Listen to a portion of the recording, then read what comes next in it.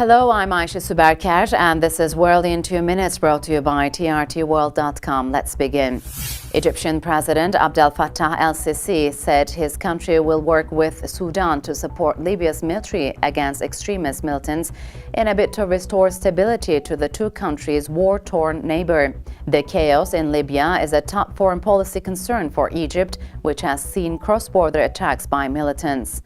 Libya's new government has accused Sudan of arming terrorist groups in Libya, a charge Sudan denies. In a recent editorial, the New York Times called for a lift on the economic embargo the United States placed on Cuba in 1960. The newspaper outlined a host of ways in which it says the measure has been counterproductive to U.S. interests and those of the Cuban people. And our next story takes us to Central America. 22 people have died in Nicaragua during several days of heavy rains. 9 were killed in the capital city, Managua, when a wall collapsed during a torrential downpour.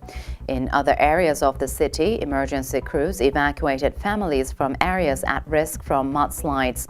A government spokesman said they would join thousands of people housed in temporary shelters because of downpours since September.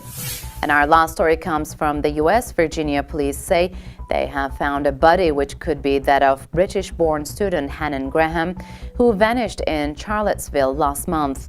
The body was discovered in an abandoned property in Marlborough County, where the remains of another missing student were found in 2010.